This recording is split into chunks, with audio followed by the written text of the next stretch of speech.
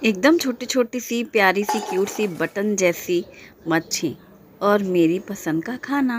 अच्छा, एक बात बताओ कि सबसे मुश्किल काम कौन सा है? आपको सबसे मुश्किल काम कौन सा लगता है? घर के जितने भी काम होते हैं जो हम लोग रोज करते हैं, लेकिन किसी एक काम में जो बिल्कुल दिल नहीं करता है, बस मजबूरी में करना होता है।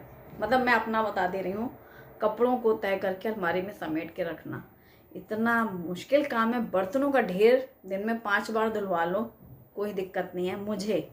घर की साफ सफाई के बाद खाना जो 3-4 टाइम बनता है वो भी हो जाता है। उसमें कोई कभी कभार होता है कि हाँ मन नहीं है, लेकिन हर दिन मैं देख रही हूँ कि मुझे एक काम में बिल्कुल दिल नहीं करता, कपड़े उठा के समेट के अलमारी में रखना।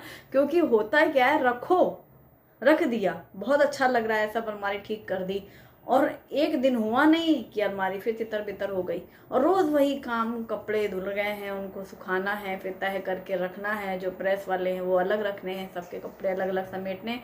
ये मुझे बहुत उलझन करता है। आपको कौन सा काम सबसे ज़्यादा बोरिंग लगता है वो मुझे बताना। और कपड़ों से ही रिलेट एक बात मज़ेदार मैं शेयर करना चाहती हूँ।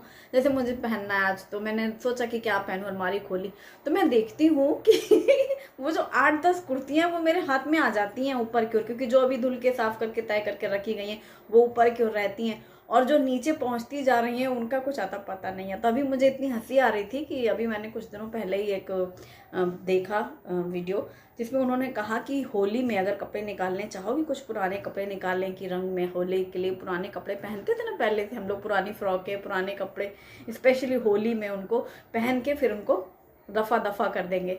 तो अब जब अलमारी खोल के खड़े हो तो सारे कपड़े नए लगते हैं होली के दिनों में, और जब अलमारी दिवाली के समय में खड़े हो जाओ कि क्या पहनेंगे तो सारे कपड़े पुराने लगते हैं। मतलब तब दिल करता है कुछ नया लेना है, सब पुराने लगते हैं। और होली में हर कपड़े से इतना मोह हो जाता है कि हर कपड़ा नया लग रहा है, मतलब 1-2 कपड़े भी पुराने निकालना चाहो तो लगते नहीं कि पुराने। तो मुझे बड़ी हंसी आई, और फिर मैंने सोचा हाँ ये बात तो बिल्कुल सही है।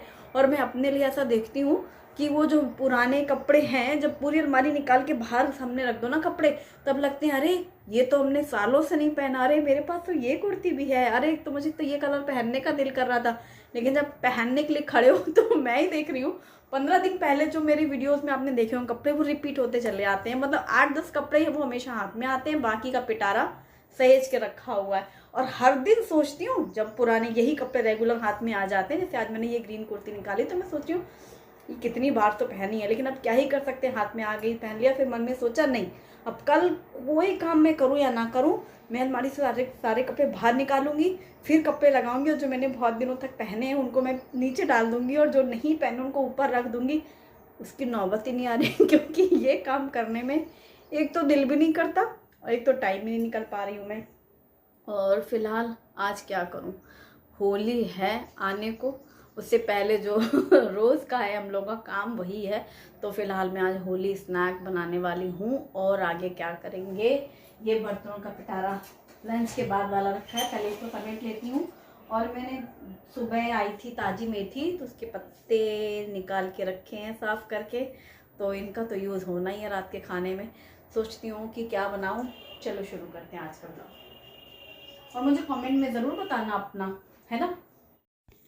आजकल तो शाम के टाइम भी ऐसा लगता है कि जैसे दोपहर हो रखी है, धूप इतनी तेज़ रहती है। और मैंने न्यूज़ में देखा है कि इस साल भी गर्मी लास्ट ईयर से ज़्यादा ही तेज़ होने वाली है। ये जो मेथी के पत्ते मैंने चुन के रखे हैं, डंठल मोटी वाली हटा दी है क्योंकि बहुत रूखी रहती है वो।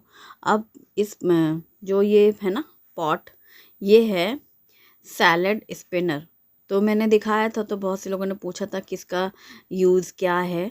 तो देखो इसमें जैसे 2 बास्केट है ना, तो इस पॉट में डाला पानी, इससे वॉश कर सकते हैं। दूसरा जो बास्केट आप देख रहे हो ग्रीन वाला, इस ये ड्रेन बास्केट का काम करता है। कोई भी फ्रूट्स या वेजिटेबल्स आपने धो के साइड में रख ली।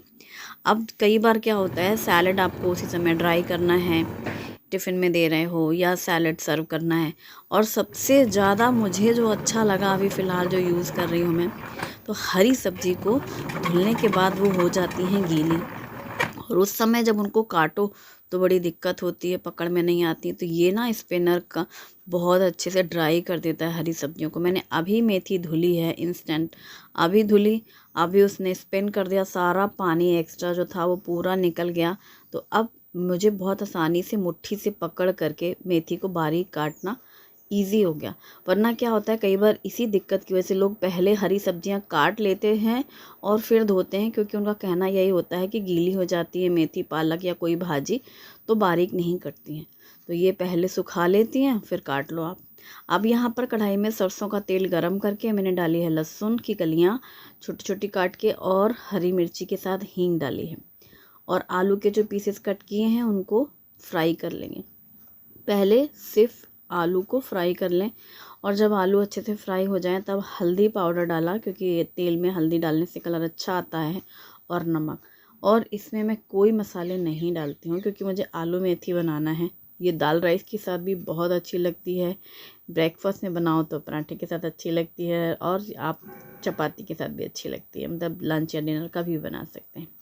अब ढेर सारी मेथी है और ये इतनी ड्राई थी, देखो अभी मैंने बास्केट से जब कढ़ाई पे डाली तो ऐसा लग रहा है सूखी मेथी के पत्ते डाले हों, है ना, कितना बढ़िया। और मेथी डालते ही तुरंत से वो पक जाती है, तो कुछ टाइम नहीं लगता है, मेन आलू पकने में ही टाइम लगता है, इसलिए पहले ही आलू डाल दिए। अगर आप आलू नहीं डालना चाहते हैं ना, तो आप इसमें टमाटर डाल सकते हैं, या प्याज वाली खाना चाहते हैं तो प्याज और मेथी भी बना लेते हैं। और बहुत से लोग मूंगफली का दाने भून के पीस के भी इसमें ग्रेवी कर लेते हैं। तो ये मुझे बहुत ज़्यादा पसंद है, आलू मेथी एकदम ड्राई और फ्राई फ्राई सी। अब इसे मैंने ट्रांसफ़र कर लिया है बोल में। अब यहाँ पर एक बोल में लिया है मैंने 1.5 कप जितना मैदा, और हाफ़ कप लिया है गेहूं का आटा, तो टोटल 2 कप हो गया है। नमक स्वाद के अनुसार डाल लिया है। एक बड़ी चम्मच अजवाइन डाली है, क्योंकि मुझे अजवाइन ज़्यादा डालनी थी, और हाफ़ कप इसमें डालेंगे मोयन, घी या तेल जो भी आप डालना चाहें। अब मैं इसको गूँथने वाली हूँ, तो मैंने यहाँ पर अगारो का स्टैंड मिक्सर लगाया है, जिसमें जो नीडिंग वाला है हुक वो लगाया है आटा गूँथने के लिए, और बस मिनटों में ये आटा गूँथ जाएगा। तो पहले जैसे तेल और मैदा और गेहूं का आटा, नमक, अजवाइन सब अच्छे से मिक्स हो गया, उसके बाद थोड़ा थोड़ा सा पानी डाला, और यहाँ पर डो एकदम सख्त सा तैयार करना था, रेडी। जब भी मच्छी वगैरह बनाना हो ना, तो जब भी आप आटा गूँथो तो बनाने से थोड़ी देर पहले ही आटा तैयार कर लो। 10-15 मिनट के लिए आटे को ढक कर के रेस्ट के लिए रखो, तो जब भी हम कोई भी मच्छी, पापड़ी, खस्ता कुछ भी बना रहे होते हैं ना, तो उसमें बहुत अच्छा टेस्ट और करारापन आता है। बस अब यहाँ पर मैं बना रही हूँ मच्छी। वैसे तो बहुत सारी शेप और डिज़ाइन आप दे सकते हैं। इसी आटे को जब मैंने गूँथा था, आप मेथी भी डाल सकते हैं। मेरा बड़ा दिल कर रहा था कि मैं थोड़ी सी एक मुट्ठी मेथी डाल लूँ, पर ये बना किसके लिए रही हूँ, बच्चे के लिए, बेटे के लिए। शुभम ही खाता है मटरी, और उसमें क्या है ना, उसको कुछ भी नहीं पसंद। तो मैंने मन में यही सोचा, जब मैंने वो निकाल लिया था 1 कप मेथी, तो तुरंत ख्याल आया बना तो लूँगी, खाएगा नहीं वो शुभम, प्लेन पसंद है उसे। यहाँ पर मैंने प्लेन बड़ा सा रोल बेल लिया है, और इसमें ये जो बच्चों की दवा होती है, पिलाते हैं, दवा की बॉटल में रहता है ना कैप, उससे ही मैंने यहाँ पर छोटे छोटे से कॉइन्स जैसे बना लिए हैं। तो एकदम देखने में ये सिक्के जैसे होता है ना, कॉइन जो होता है, उतना ही साइज़ के बनते हैं ये मठरियाँ, एक जैसे साइज़ की। और उसको बनाना भी आसान है, जैसे पूरी बड़ी सी रोल बना ली, और हाँ, उसमें ना फोक से थोड़ा सा कर लेना ब्रेक्स, ताकि वो फूले नहीं, और तैयार हो गया एक बैच। दूसरा भी मैंने रोल बनाया है, और बस इस तरीके से उसमें फोक से पूरे में ब्रेक्स कर लिए हैं, जिससे कि फूले नहीं। और ये जो कैप है, एक ही साइज़ के कॉइन्स बन जाते हैं। तो बड़े दिनों पहले ही अभी ये आई थी ना दवा की बॉटल हनी, तो उसमें था ये कैप, तब से मैं सोच रही थी इससे बनाऊंगी मैं मट्ठी, क्योंकि काजू मट्ठी बहुत बार बना चुकी हूँ। प्लेन बना के नाइफ़ से कट करती हूँ मैं हमेशा। मैंने तो कुछ एक्स्ट्रा मिक्स नहीं किया, मैंने शुभम से कहा मुझे तो कुछ अलग सा बनाना है, और तुम एक जैसी वो प्लेन मट्ठी खाता है, वो जो हम चाकू से काट देते हैं पतली पतली वाली। तो मैंने उससे कहा वही मैदा रहेगा, नमक अजवाइन ही डालूंगी, कुछ नहीं डालूंगी, कोई लेयर नहीं बनाऊंगी, कोई परतें नहीं होंगी, बस गोल गोल मैं बनाऊंगी। तो मुझे तसल्ली हो जाएगी मैं कुछ डिफरेंट बना रही हूँ। तो यहाँ पर मैंने बना दिया, इसको बटन मठरी कहें, या जैसे बटन इडली होती हैं गोल गोल सी, या फिर इसको कॉइन इडली कहें, इसको क्या नाम दूँ बताना मुझे, है ना। वैसे है तो बिल्कुल कॉइन का साइज़, एकदम 1 रुपए का सिक्का। और ये मटरी बनकर तैयार। अब ये पूरी अच्छे से ठंडी हो जाए, इसके बाद आप किसी कंटेनर में, एयर टाइट कंटेनर में, ड्राई कंटेनर में भर के रख लो। और होली तो क्या दिवाली होली कभी बना सकते हैं।